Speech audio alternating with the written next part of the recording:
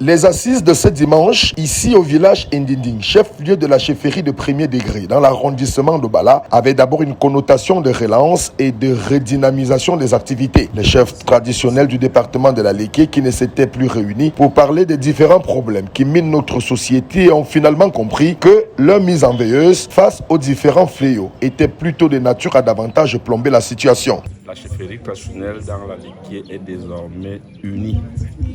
Elle est une et indivisible.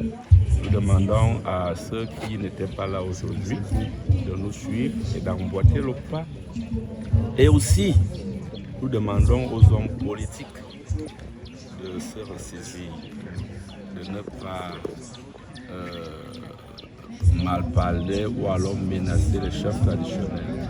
Nous sommes les gardiens de nos us et coutumes, de nos valeurs ancestrales. Et s'il y a un problème, il est question pour nous de travailler ensemble avec les hommes politiques pour le développement de notre cher et beau pays, le Cameroun. Au cours de cette assemblée générale, les chefs traditionnels évoquent la situation socio-économique, socio-politique et sécuritaire que traverse notre pays, de la décentralisation aux grands travaux de développement qui doteront le Cameroun d'infrastructures de transport, d'alimentation en eau potable et en électricité. Le chef de l'État, président de la République, chantre de la diplomatie africaine, place le Cameroun dans le concert des nations. La parfaite illustration en est la brillante élection de Flémoyant au poste de président de la 79e Assemblée générale des Nations Unies. La présence du Cameroun dans le concert des nations, dont la brillante élection de M. Philemon Yang au très prestigieux poste de président de la 79e session de l'Assemblée générale de l'Organisation des Nations Unies est le dernier exemple en date.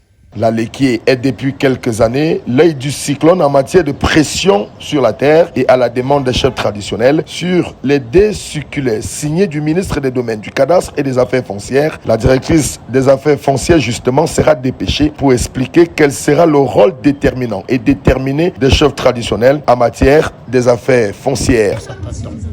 La Léké, ce qui se trouve aux portes de Yaoundé, il est important que nos populations, que nos chefs traditionnels soient bien édifiés sur le risque qu'il y a à brader les terres, mais surtout sur les mesures prises par le gouvernement pour les aider à ne pas brader ces terres-là, si ces mesures sont respectées.